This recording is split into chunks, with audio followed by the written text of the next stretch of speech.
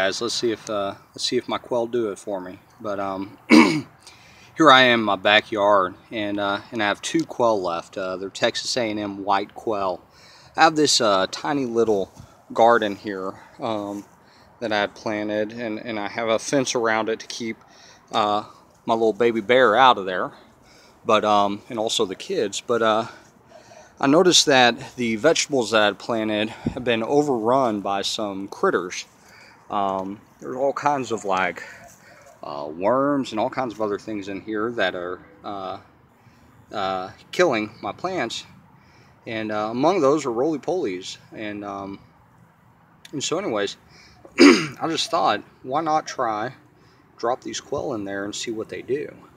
And sure enough, they started, this one right here started scratching away right away and eating everything in his sight. That little patch of dirt right there was all covered with leaves and vegetation, and he scratched it away, and there is no creatures crawling in there right now because he got them all. And so it was just kind of an experiment, see if the quail are kind of like chickens, if they're gonna scavenge. And I just hadn't done it yet, and went ahead and took advantage of it, and here they are. They're going to town. Just there he goes, cleaning, scraping in there and seeing what kind of bugs he can scurry me up. This is pretty cool. I really like this because it's a natural way that, you know, we can use our animals to get rid of some of the pesky little creatures, such as the worms and the roly-polies and the other things that are in there that we don't. Oh man, he hit a jackpot. Look at that. Oh man. Wish I could really show you guys. Here's about 15 roly-polies there, and they're all gone now. He just ate them all. He's still digging more up though. But this one over there hadn't quite figured it out. He's trying to eat those dead leaves, and I'm sure that's good for him. But there he goes. He's starting to realize, hey, there might be some good stuff in here. There you go. Scratch away at that. There you go. So this is doing some good things, right? It's getting rid of some of the pesky creatures that I don't want in there, that are kind of killing some of my vegetation. But, well, really, I guess these guys will get around to killing it anyways.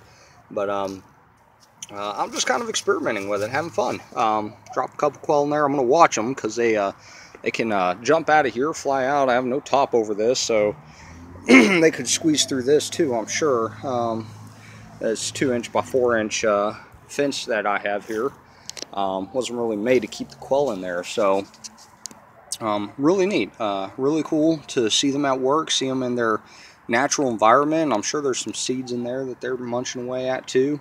But this is really neat, guys. I really like the idea, and I'm going to kind of explore with this a little bit more, making the backyard a little bit more of a natural environment for my quail. You know, the cage that I keep them in is not very nice, and I don't like the idea. I really like the idea of them being a little bit more natural and more in their kind of comfort zone. So I think I'm going to do something that I saw somebody do, kind of like a greenhouse kind of thing, but with some different compartments that I can, you know, shift the quail from one to the next. I think that's my guy over there. Not 100% sure. It's hard to sex the Texas A&M white quail. I'll just go with the just the standard Coturnix quail instead of the Texas A&M white, because they're a little bit easier to sex. So anyways, there he goes. There you guys have it.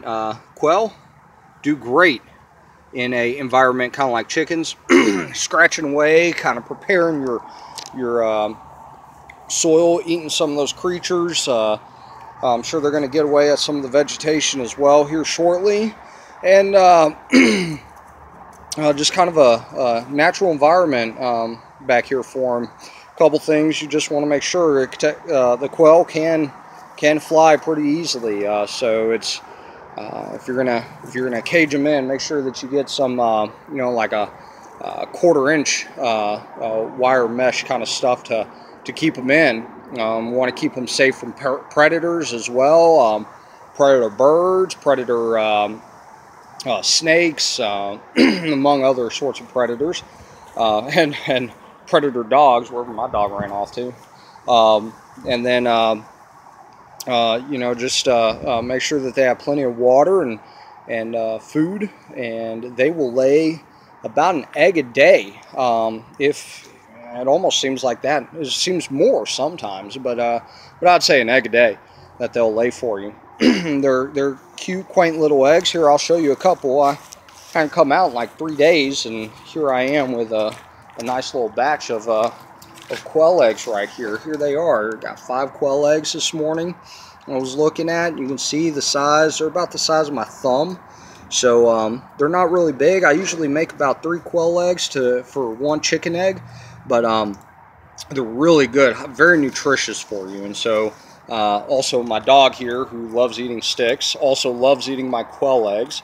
So you know, it's good. She's got a beautiful coat. Look at that coat, man. She's a beautiful dog. Well taken care of. I give her a couple quail eggs every now and then. So just want to keep an eye on these guys.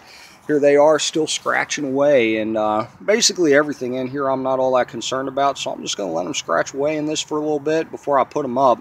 Unfortunately, I can't leave them out here because they will easily get out of here. So, anywho's, there you guys have it. Texas A&M white quail, or quail period, I think are going to do a great job of scratching away, living kind of like chickens. You see a lot of folks using chickens.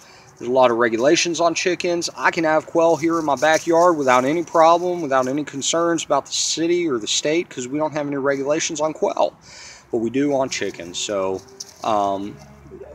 very, very nice, convenient for the backyard farmer, and just here in the suburban area. I am 2 blocks away from one of the major highways in the DFW Metroplex, and you probably hear it in the background, but you know, I'm suburbia to its finest.